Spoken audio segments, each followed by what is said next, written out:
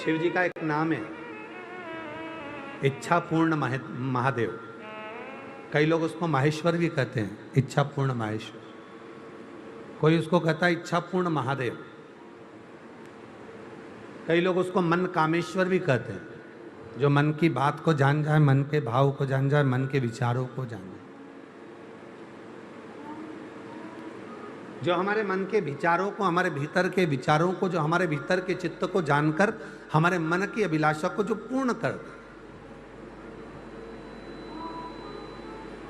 और जितने लोग कथा श्रवण कर रहे हैं, चाहे वो आस्था पर सुन रहे हो, फिर सोशल मीडिया पर सुन रहे हो, चाहे यहाँ सुन रहे हो, आप विचार करना, कभी कभी आपके साथ में ऐसा होता है, आप मंदिर गए, जल चढ़ाया, जो मन में सोच कर गए थे, आते आते वो काम पूरा हो गया, या किसी ने, तुमने सोचा था कि मैं ऐसा कर लूँगी और आते आते सूचना मिली कि मम्मी वो आई थी, बहू ने कह दिया मम्मा वो आई थी और वो ऐसा कर कर चली गई, रिश्तेदार आए थे वो ऐसा बोल कर चले। जो सोच रहे थे वो पूर्ण हो। मन की कामना को शिव पूर्ण कर देते हैं, इसलिए उसका नाम मन कामेश्वर महादेव, इच्छा पूर्ण महादेव।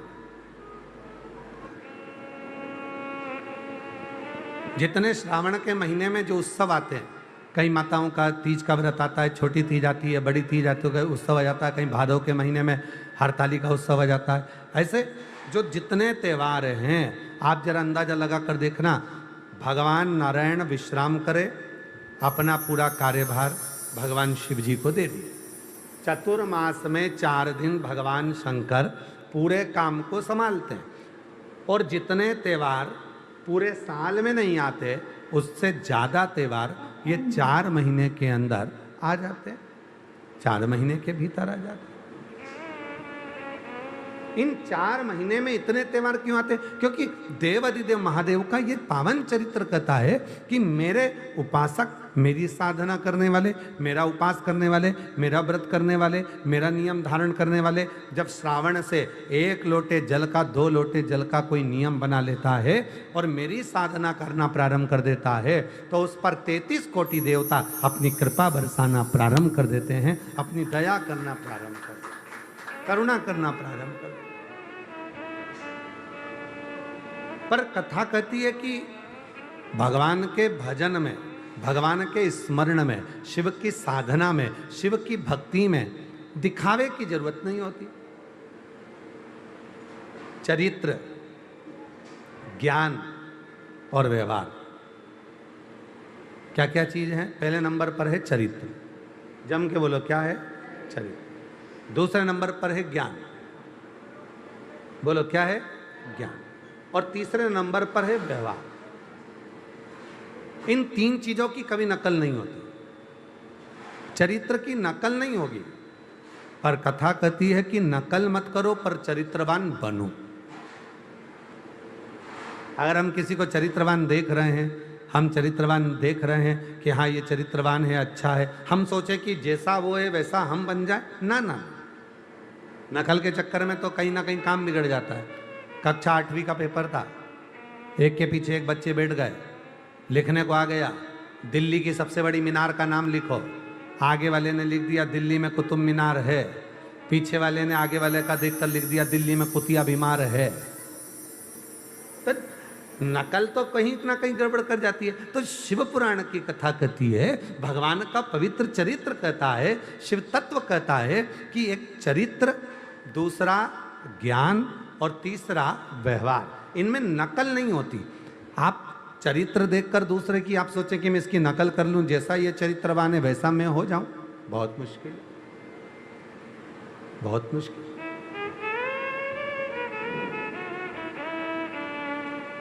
देखा देखी में तो काम ही बिगड़ता है ना। कभी अच्छा काम होता ही कहाँ है देखा देखी में? जो जितना काम हम देखा देखी में करेंगे वो सब बिगड़ जाएगा। होता एक माता जी ने एक व्रत रख लिया पड़ोसन को देख। पड़ोसन ने व्रत रखा था, ऐसा व्रत कि मैं पानी नहीं पीऊंगी, ना भोजन करूंगी, ना कुछ ग्रहण करूंगी। अब उसको देखकर एक माता जी ने व्रत रख लिया, और उनको था ब्लड प्रेशर, शुगर, और मालूम पड़ा व्रत तो करा साथ में वो पहुंच गई हॉस्पिटल। वो मेरी जीजी हो, कई बार ऐसा होता है, कई माताएं हमसे पूछती हैं, गुरुजी आप हमारे यहाँ कथा करने आए हो और इतनी बड़ी पुराण हमारे यहाँ हो रही है, तो हम भी सोच रहे हैं कि व्रत रख लें 7 दिन का, 5 दिन का कथा का। तो हम उनसे कहते हैं तुम तो खूब बकरी जैसे चरो पर शिव पुराण सुनो। आप ये मत सोचो कि हाँ हम व्रत करवाएं, ना ना ना, आप तो भगवान का भजन बड़ी अलमस्ती के साथ, बड़े आनंद के साथ। हम मालूम पड़ा हम आपको कथा सुनाने आए और आप पड़ गए बीमार, भूखे रह कर 7 दिन की कथा में 4 दिन पड़े रहे हॉस्पिटल में, महाराज सुनाते रहे शिव पुराण। क्या फायदा हुआ? कोई लाभ हुआ उसका? नहीं। खूब अलमस्त होकर आनंद के साथ हम तो बाबा के भरोसे चलते हैं, हम तो बाबा के भरोसे चलते हैं। ये दुनिया वाले जलते हैं, ये दुनिया वाले जलते हैं, हम तो बाबा के भरोसे चलते हैं, हम तो बाबा के भरोसे चलते हैं। डमरू वाले के भरोसे चलते हैं, सीहोर वाले के भरोसे चलते हैं, काशी वाले के भरोसे चलते हैं, हम तो बाबा के भरोसे चलते हैं, हम तो बाबा के भरोसे चलते हैं। तो चरित्र की नकल नहीं होना चाहिए, ज्ञान की नकल नहीं होना चाहिए और व्यवहार की नकल नहीं होना चाहिए। चरित्रवान बनो पर नकल मत करो।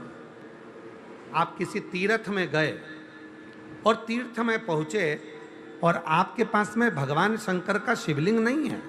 हमने कई जगह पर देखा है, कई माताएं लड्डू गोपाल को साथ में लेकर जाती हैं। आप लोगों ने भी देखा होगा, डलिया में भगवान श्री लड्डू गोपाल रखे रहते हैं और वो लड्डू गोपाल को साथ लेकर जाते,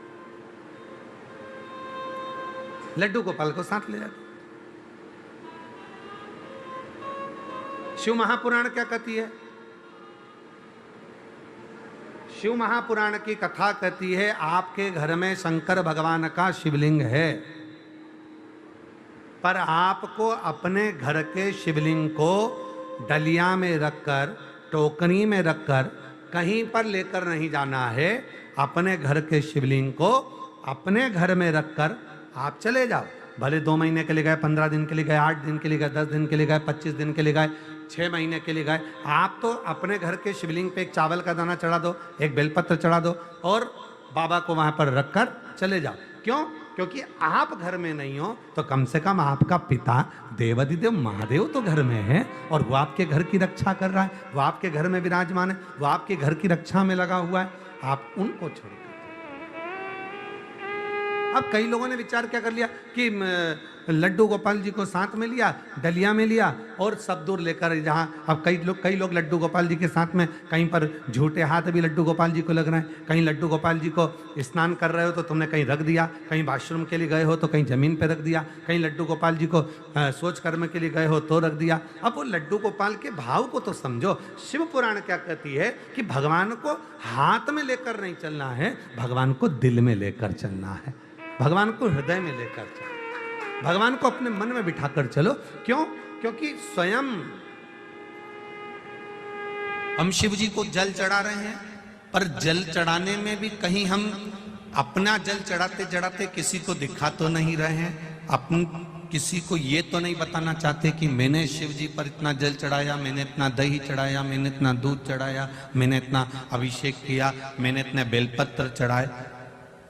शिव महापुराण की कथा यहां तक कहती है आप अगर 1.25 लाख बेलपत्र शंकर को समर्पित कर रहे हो, आप 1.25 लाख कमल के पुष्प शंकर जी को समर्पित कर रहे हो, तो शिव महापुराण की कथा कहती है कि एक शंकर जी पे चढ़ा हुआ बेलपत्र ही उठाकर धोकर अगर आपने शंकर जी को चढ़ा दिया तो वो 1.25 लाख बेलपत्र के बराबर हो जाता है।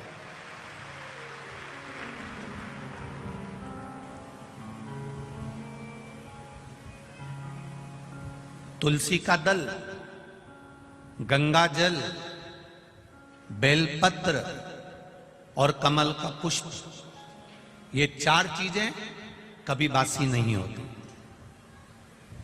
गंगा का जल अगर आपका 2 साल, 5 साल, 10 साल, 15 साल, 20 साल पुराना भी रखा है तो वो बासी नहीं होता। कमल का पुष्प भगवान शिव को समर्पित करने के बाद 5 दिन तक बासी नहीं होता। बेलपत्री, एक बेलपत्री देवाधिदेव महादेव पर चढ़ी हुई है, उसको धोकर चढ़ाते रहें, वो कभी बासी नहीं होती। और तुलसी का दल कभी बासी नहीं होता, ये बासी है ही नहीं।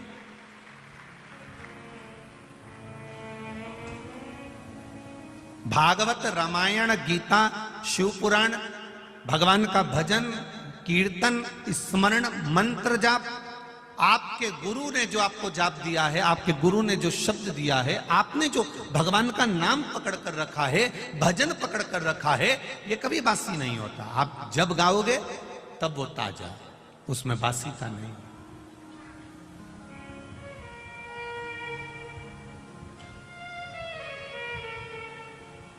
एक अखबार को अगर 5 बार पढ़ लोगे ना, एक अखबार को अगर 10 बार पढ़ लोगे तो बोर हो जाओगे। एक किताब को अगर 5-10 बार पढ़ लिया तो बोर हो जाओगे।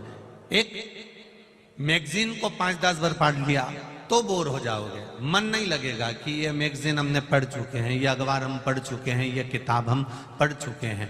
पर एक शिव महापुराण को आप हजारों वर्षों से श्रवण करते करते आ रहे हो, भागवत जी को 5200 वर्ष से सुनते हुए आ रहे हो, रामचरितमानस को जीवन आप लोगों का निकल गया, सुनते सुनते दादा परदादा अपनी जिंदगी निकाल लिए, पर आज तक उसको पढ़ते पढ़ते, आज तक उसको सुनते सुनते ये कभी ऐसा मन में भाव उत्पन्न नहीं हुआ कि अब मेरा सुनने का मन नहीं करता, अब मेरा पढ़ने का मन नहीं करता। इसको जितना सुनो, जितना पढ़ो, जितना धारण करो, ये उतना उभर कर हमारे सामने आता है कि वो 5 पुष्प कौन से हैं जो देवाधिदेव महादेव को प्रसन्न करने के लिए समर्पित किए जा सकते।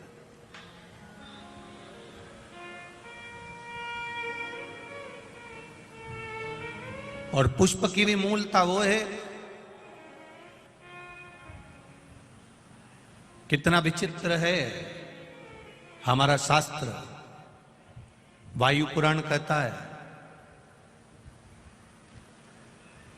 जब आपका स्नान नहीं हुआ, आप बगीचे में गए हो, आज्ञा लेकर किसी के वृक्ष से पुष्प ले रहे हो, किसी टाली से पुष्प ले रहे हो, तो उसके मालिक से आपने पूछकर उस पुष्प को आपने तोड़ लिया, भगवान को समर्पित कर दिया। और यदि वही पुष्प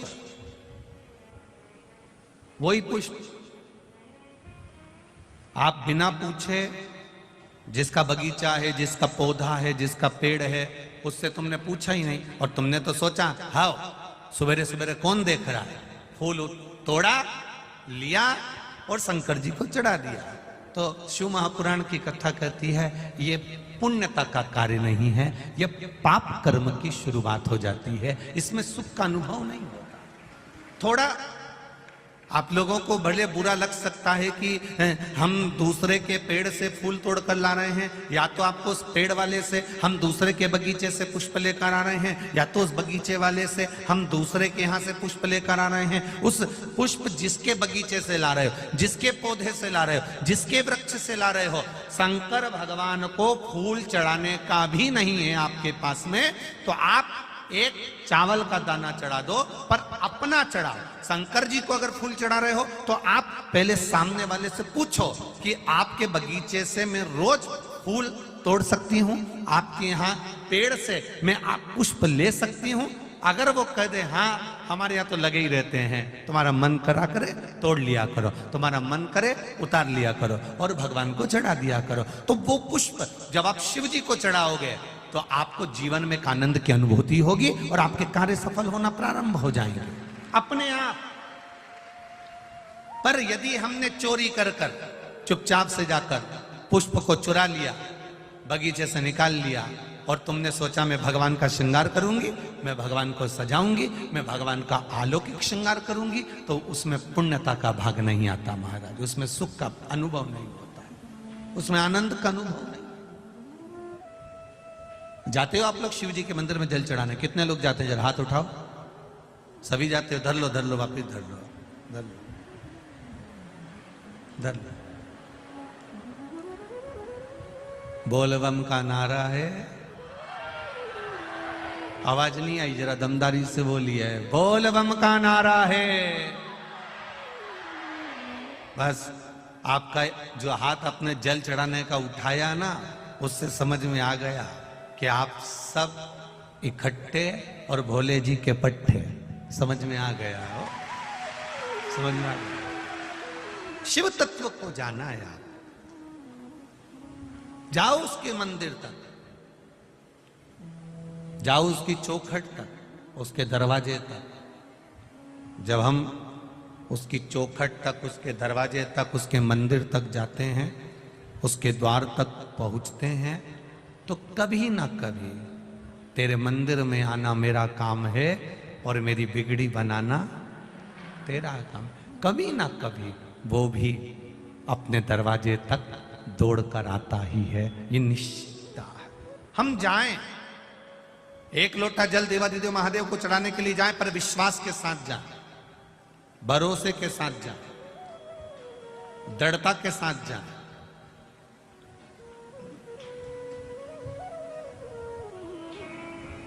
शिव जी पर चढ़ाने वाली वस्तु, शिव जी को समर्पित करने वाली वस्तु, शंकर भगवान को देने वाली वस्तु अपनी खुद की हो। पहले के लोग क्या करते थे? मंदिर जाते थे, मंदिर का ही जल भरकर शिव जी को चढ़ा देते थे। अब आप लोग मंदिर का जल लेते हो क्या? बोलो बोलो, जम के बोलो जरा। नहीं लेते। कहां से लेकर जाते हो? अपने अपने घर से लेकर। कारण क्या है? वास्तु दोष होता है तो घर में होता है, पितृ दोष होता है तो घर में होता है, काल सर्प दोष होता है तो घर में होता है। घर के हंडे में से, मटके में से, परिंडे में से जब हम एक लोटा जल लेकर जाते हैं और शिव जी को समर्पित करते हैं, तो अपने घर के सारे दोष अपने आप समाप्त हो जाते हैं, केवल जल समर्पित कर देने पर, केवल जल चढ़ा देने पर सारे दोष मिट जाते हैं, सारे दोष। भगवान शिव ओगड़दानी, तरकालदर्शी, कैलाशी, अविनाशी, मेरा देवाधिदेव महादेव, करुणा करने वाला। होगा कि शंकर भगवान को या देवताओं को जो पुष्प चढ़ता है, उस फूल को अगर कोई पेड़ पे से, डाली पे से तोड़ा जाता है तो नहाकर नहीं तोड़ते। भगवान को चढ़ने वाले पुष्प को बिना नहाए तोड़ा जाता है। नहाकर पुष्प नहीं तोड़ा जाता।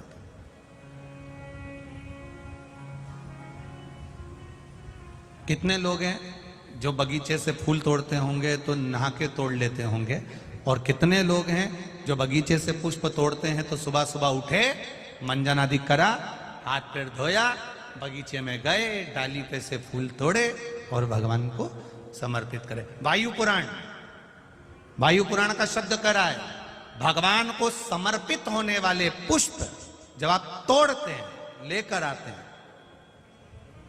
और पुष्प का एक नियम है, पुष्प धोया भी नहीं जाता।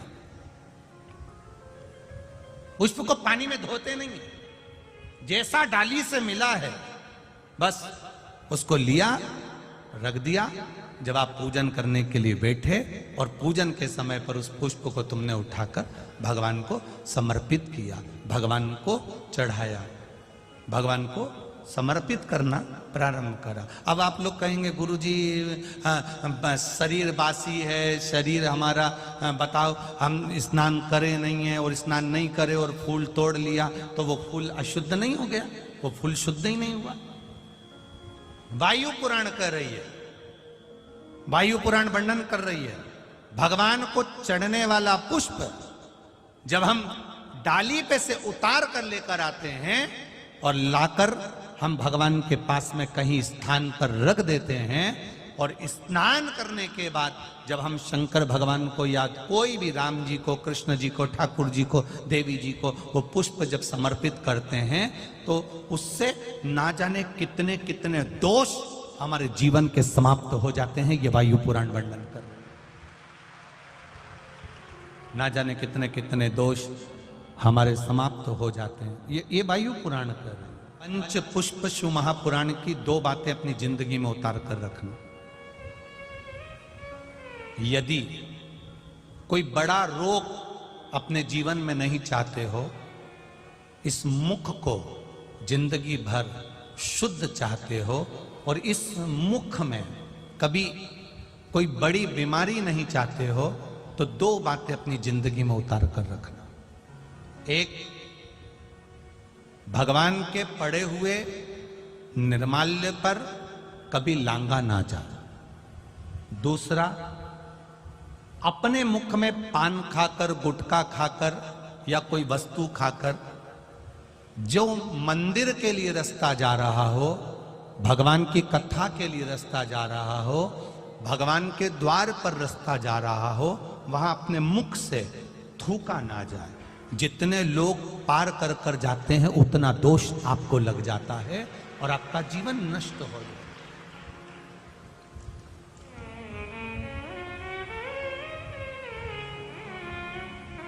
बीच पथ पर जिस मार्ग से भगवान शंकर का शिवालय जा रहे हो, जिस मार्ग से भगवान के मंदिर जा रहे हो, जिस मार्ग से अगर कोई नारी, कोई पुरुष, कोई बच्चा, कोई बूढ़ा, कोई व्यक्ति 1 लोटा जल लेकर भी अगर भगवान के मंदिर जा रहा है, उस मार्ग पर, बीच मार्ग पर अगर कोई थूकता है और उस थूक को जितनी बार लोग लांग कर मंदिर के द्वार तक जाते हैं, उतना उतना रोग इस शरीर के अंदर बढ़ता चले जाता है। इसलिए हमारे यहाँ पहले के समय में, आज के लोगों को तो स्मरण है कि नहीं है, पहले तो थूकने के लिए भी एक पीक दान होता था जिसमें थूका जाता था। आज के जमाने में तो आदमी पूरी पृथ्वी को पीक दान बनाकर रखा है, जहां मर्जी पड़ती है वहां थूक देता है।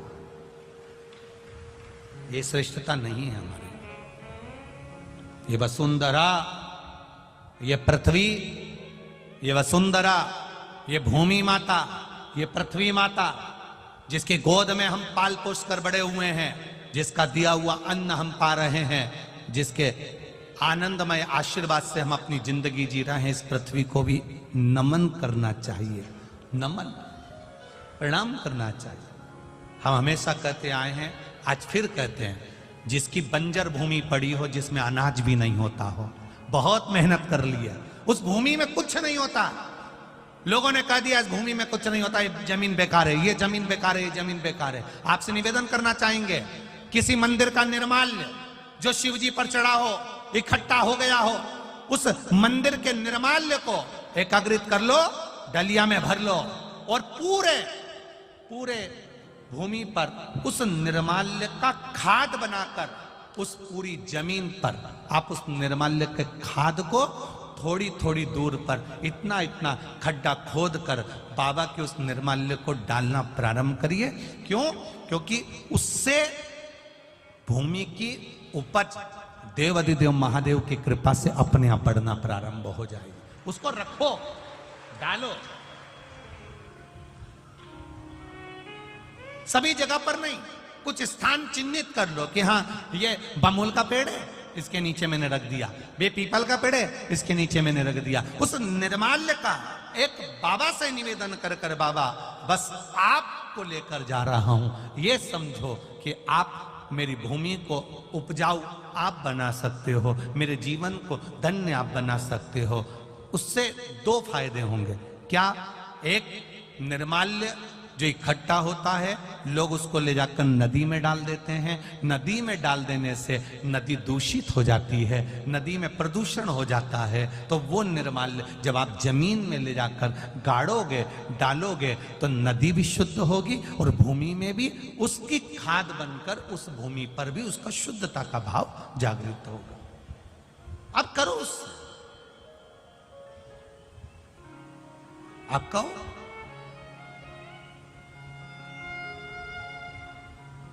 हर कहीं थूक देना, हर कहीं पर पान खाकर थूक दिया, तंबाकू खाकर थूक दिया, कहीं पर भी तुम्हारा मन पड़ा और तुमने पिचकारी, ना ना ना ना ना, शिव पुराण कर रही है, उससे हमें दोष लगता। उस दोष का वर्णन कई लोग कहते हैं, ये तो कुछ खाता ही नहीं था, ये तो बहुत अच्छा व्यक्ति था, इसको ऐसी बीमारी हो गई, इसको ऐसा रोग हो गया। कहां से हो गया? कारण क्या है? ये रोग आया कहां से? हो सकता है इसकी आदत में था, घर से निकलता था, कहीं देवालय शिवालय पढ़ता था, ध्यान नहीं दे पाता था, थूक दिया, उस पे से निकलकर लोग जाते रहे, मंदिर पहुंचते रहे, उसका दोष जिंदगी में आ जाता है। वो दोष है। पहले के समय में गांव के लोग तो आज भी जानते होंगे कि पहले पीक दान चलता था। आप लोगों के स्मरण में होगा, कभी कभी आप लोगों ने देखा भी होगा। छोटा सा रहता था, उसमें लोग थूक देते थे, उसमें लोग कुल्ला कर देते थे, पर यहां वहां लोग नहीं थूकते थे। पर चला, अब लोगों ने वो चालू कर। दो चीजें स्मरण में रहे, कोटेश्वर बाबा का दर्शन करने जाओ, महाकाल बाबा का दर्शन करने जाओ, ओमकारेश्वर बाबा का दर्शन करने जाओ, चाहे तुम्हारी मर्जी पड़े, जिस शिवालय में दर्शन करने जाओ, जिस मंदिर में दर्शन करने जाओ, उस मंदिर में अगर कोई बेलपत्री जमीन पे पड़ी है, कोई फूल पड़ा है, आप दर्शन करने आए हो ना, उसको उठाकर किसी एक कोने में, किसी एक जगह पर ले जाकर पटक दो। कहीं थोड़ा सा भी अगर पुष्प और निर्माल्य रास्ते में पड़ा है, उसको कोई लांगेगा, उसका दोष हमको लगेगा, इसलिए उसको उठाकर कहीं एक और रख दिया जाए, रख दो।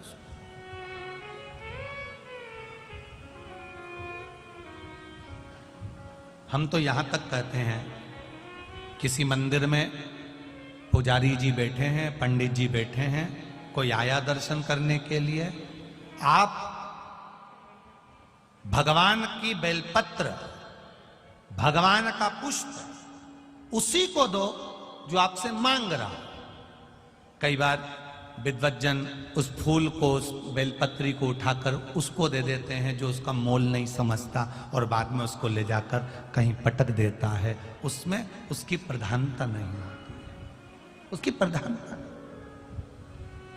ये अपना खुद का जल, अपना खुद का पुष्प या किसी आज्ञा से लिया गया कोई पदार्थ शिव को समर्पित करता है, उसका फल जीव को जरूर मिले। एक पत्र आया है, देखिए। पंच पुष्प में से एक पुष्प पारिजात का फूल, जिसको हार श्रृंगार का फूल भी कहते हैं, जिसको शिडली का फूल भी कहते हैं, पारिजात, हार श्रृंगार। मैं निवेदन करूंगा आस्था चैनल से कि पारिजात का जो पुष्प है, उसका दर्शन भी आप सभी श्रोता भाई बहनों को टीवी के माध्यम से कराते जाओ। जितने लोग टीवी पर कथा सुन रहे हैं, जितने लोग फेसबुक यूट्यूब पर कथा सुन रहे हैं, वो भी इस पारिजात के फूल का दर्शन अवश्य करें। और एलईडियां लगी हुई हैं, उन पर भी आप आराम से पारिजात के फूल का दर्शन कर सकते हैं। पारिजात का पुष्प, हार श्रृंगार का फूल, ऊपर से सफेद, नीचे जो उसकी डंडी होती है वो थोड़ी नारंगी होती है। संतरे की कलर की होती है, नारंगी कलर। महाराज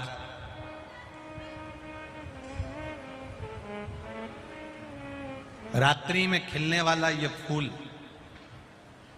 रात्रि में जो फूल खिलता है ये पारिजात का, और हार श्रृंगार का जो ये पुष्प है जिसको हार श्रृंगार भी कहते हैं, पारिजात भी कहते हैं, और कहीं कहीं इसको शिरडली का पुष्प भी कहते हैं। ऊपर से सफेद होता है, नीचे उसकी जो डंडी होती है वो नारंगी कलर की होती है। शिव कथा कर रही है,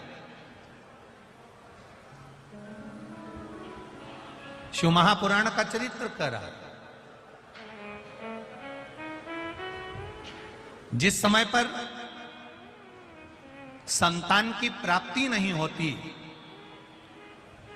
या किसी कारणवश, किसी कारण से हमारे यहां वंश की वृद्धि नहीं होती, तब देवाधिदेव महादेव की आराधना पारिजात के फूल से करी जाती है। अब उस पुष्प को चढ़ाने का एक तरीका है, जरा ध्यान दीजिएगा। पंच पुष्प शिव महापुराण की कथा आप लोग सुनने के लिए बैठे हो, बड़ी आस लगाकर बैठे हो, उसको समझिए। पारिजात का जो फूल शिव जी को चढ़ता है, भगवान देवाधिदेव महादेव को चढ़ता है, जैसे ये शिवलिंग है, मान लो ये शंकर भगवान का शिवलिंग है, ये जलाधारी है, ये जल नीचे गिरने का स्थान। आप लोगों ने पहले कथा सुनी है ना सबने, आपको सबको मालूम होगा।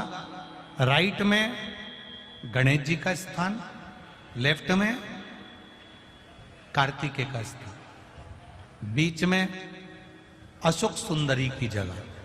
जहां पर यह शिवलिंग रखा है वो माता पार्वती जी का हस्त कमल, शिवलिंग के रूप में, शंकर भगवान के रूप में यह शिवलिंग है।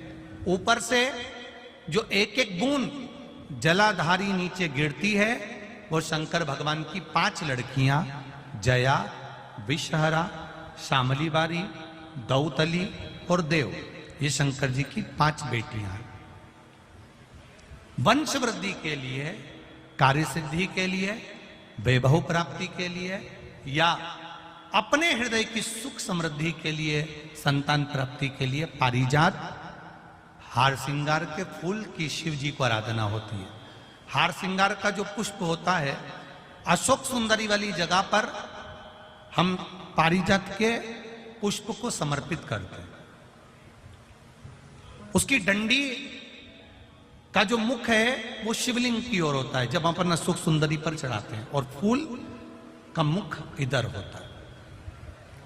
वापिस उसी पारिजात के पुष्प को उठाकर हम माता पार्वती जी के हस्त कमल पर, जो गोल हस्त कमल है, वहां समर्पित करते हैं। उस जगह पर माता पार्वती जी की ओर से जो पुष्प समर्पित किया जाता है, उसकी डंडी पारिजात की हमारी ओर होती है, पुष्प का मुख महादेव की ओर होता है।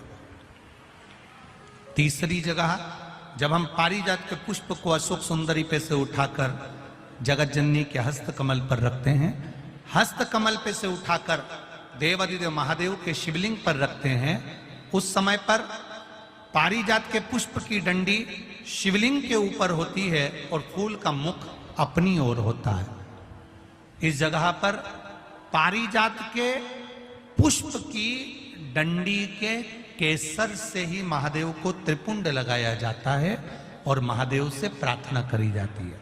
अब पारिजात के फूल का केसर कैसे बनाना है वो भी एक बार आप लोग अच्छे से समझे। जैसे मान लो अभी पारिजात का तो फूल यहाँ पर नहीं है, पर आप टीवी पर दर्शन कर रहे होंगे। पारिजात पुष्प की जो पीछे की डंडी होती है, फूल सफेद और पीछे जो डंडी होती है नारंगी कलर की, केसरिया कलर की, उसको तोड़ लिया जाता है। तोड़कर ऐसी 25-50 फूल की पीछे की डंडी को तोड़कर उसको रख दिया जाता है। उसको धूप में नहीं सुखाते, केवल घर में उसको एक कटोरी में या थाली में रख दो, वो धीरे धीरे सूख जाएगा। सूखने के बाद उसको पीस लो, पीसकर उसका चंदन तैयार हो जाएगा पारिजात फूल की उस डंडी का, और जिस समय वंश के लिए, सिद्धि के लिए, कार्य सिद्धि के लिए या वैभव प्राप्ति के लिए हम पारिजात का पुष्प देवादिदेव महादेव को समर्पित करते हैं, उस समय इसी को पानी में घोलकर देवादिदेव महादेव को जब आप लगाएंगे तो जैसे केसर घुलती है, केसर का जैसे कलर होता है, केसर जैसी सुगंध करती है, वैसे की वैसे ही ये पारिजात की जो डंडी आप लोगों ने सुखाई है, वही डंडी का जो चंदन बनाया है, शिव जी को लेपन करा है, उस समय पर अपने हृदय की बात आपने जो देवादिदेव महादेव को कही है, बस वही सुगंध हमारे जीवन में आना प्रारंभ हो जाती है। वो पारिजात हार श्रृंगार, अब जरा ध्यान दीजिएगा, हार श्रृंगार के पुष्प, पारिजात का जो पुष्प है, सोमवार की अष्टमी पड़ने पर यदि हम देवादिदेव महादेव की पारिजात के फूल से आराधना करते हैं, स्मरण करते हैं, तो उसका फल भी हमें अधिक प्राप्त होता। पारिजात का पुष्प, हम तो यहां तक कहेंगे अगर आपके यहां हार श्रृंगार का पेड़ लगा हो, पारिजात का पुष्प यदि आपके यहां होता हो, रात को खिलता है, सवेरे मिलता है, ऐसा पारिजात का अगर वृक्ष आपके यहां लगा हो तो प्रयास कर लो। 12 महीने शिवरात्रि आती है, बोलो आती कि नहीं आती? आती है ना 12 महीने। 12 महीने शिवरात्रि आती है। कैलेंडर पर एक गोला बनाकर रख देना कि हमको ये शिवरात्रि आई है, हर महीने की शिवरात्रि तुम्हारे ध्यान में रहेगी। एक पारिजात का पुष्प, हार श्रृंगार का पुष्प एक अगर देवादिदेव महादेव को आपने चढ़ाना चालू कर दिया, समर्पित करना प्रारंभ कर दिया, तो आपको पीछे पलट कर देखने की जरूरत नहीं पड़ेगी, महादेव हाथ पकड़ ही लेता। पारिजात का पुष्प शिव को समर्पित हो।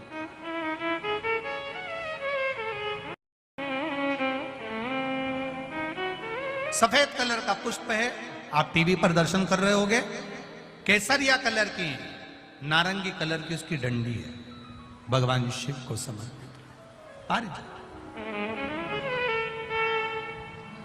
जब हम देवादिदेव महादेव को जल समर्पित करते हैं, भगवान शंकर को जब हम जल चढ़ाते हैं, उस समय पर भी भगवान को अगर तुम्हारे पास में थोड़ा सा पारिजात की जो डंडी है सुखाई है, आपने पारिजात फूल के नीचे की जो डंडी है उसको तुमने सुखाकर अगर चंदन बनाया है, तो वो चंदन आप प्रतिदिन भी देवादिदेव महादेव को समर्पित कर सकते हो। पारिजात पुष्प।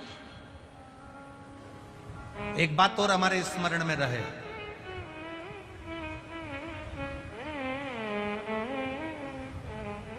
भगवान शिव को जो ये 5 तरह के पुष्प समर्पित करे जाते हैं, इन पुष्पों की डंडी जो पीछे लगी होती है, इसको तोड़ा नहीं जाता शिव जी को चढ़ाते समय, इसका स्मरण आपको रहे।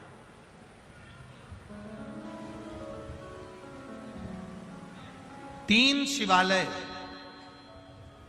ऐसे हैं जहां पर पारिजात के पुष्प को समर्पित कर देने से, भगवान शंकर को अगर पारिजात का पुष्प समर्पित किया जाता है तो मनवांछित फल की प्राप्ति होती है। पहला, मां नर्मदा से निकला हुआ कंकर नर्मदेश्वर महादेव। अगर कहीं नर्मदा जी के कंकर से शिवलिंग बना हुआ है तो मां नर्मदा के शिवलिंग पर पारिजात का पुष्प समर्पित होता है। दूसरा, जो शिवालय एकांत में हो,